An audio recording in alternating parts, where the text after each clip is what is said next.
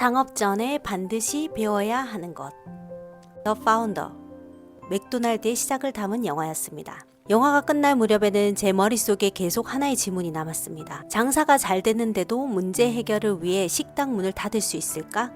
장사가 안 돼서가 아니라 더 잘 되게 하기 위해서였습니다. 그리고 직원들을 모두 밖으로 데리고 나가요. 주방도 없는 빈 공간, 바닥에 분필로 주방을 그리고 직원들은 실제 햄버거를 만드는 것처럼 계속 움직입니다. 고객이 먼저입니다. 아이디어보다 고객, 제품보다 사업보다 고객. 순서가 완전히 달랐습니다. 제가 투자했던 요식업 현장에서 재고 때문에 늦게 퇴근하는 직원과 발주 때문에 하루를 마무리하지 못하는 사장님. 경쟁사가 있다는 건 나쁜 소식이 아닙니다. 처음 저도 저희 아이디어를 떠올리고 경쟁사를 찾아봤을 때 실망했었어요. 좋은 사업은 좋은 아이디어에서 시작되는 것이 아니라 좋은 질문에서 시작된다는 것을요.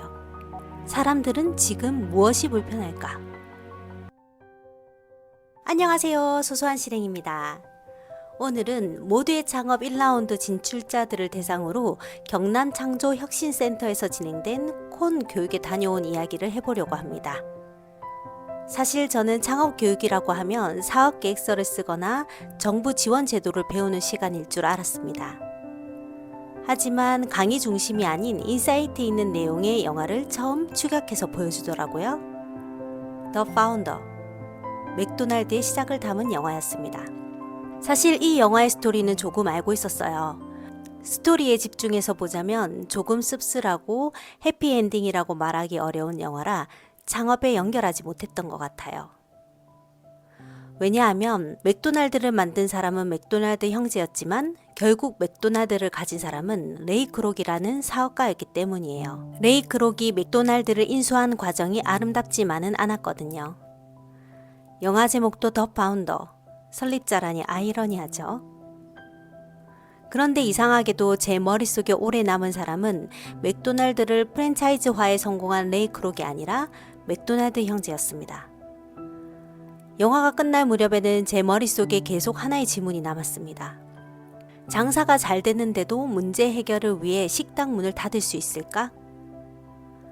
영화 속 맥도날드 형제의 식당은 줄을 서서 기다릴 정도로 손님이 끊이질 않았습니다. 그런데 이상한 것은 손님은 많은데 형제들이 웃을 수 없었던 거예요.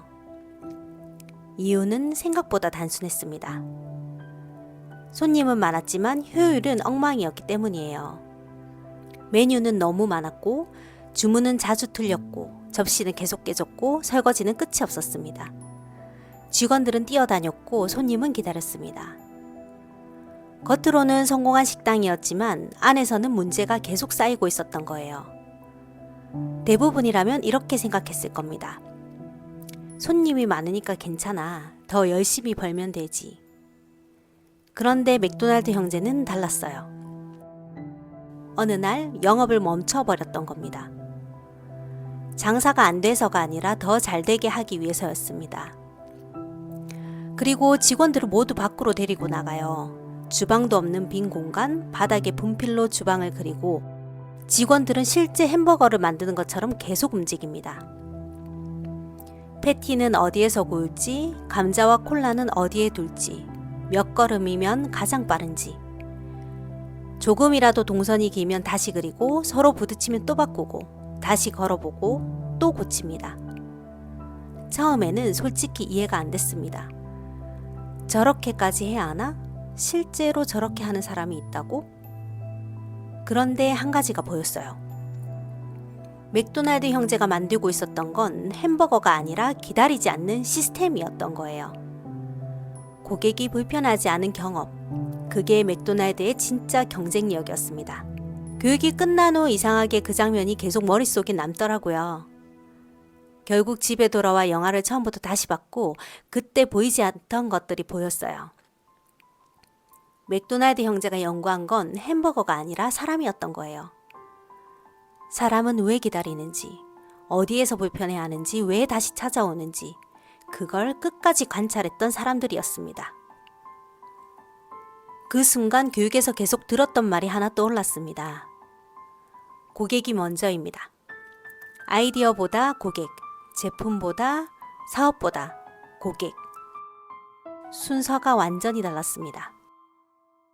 교육에서는 고객 여정을 직접 그려봤습니다. 고객은 어디에서 처음 우리를 알게 되는지, 언제 망설이고 어디에서 불편함을 느끼는지, 왜 다시 찾아오는지 떠나는지 처음부터 끝까지 따라가 보는 작업이었습니다.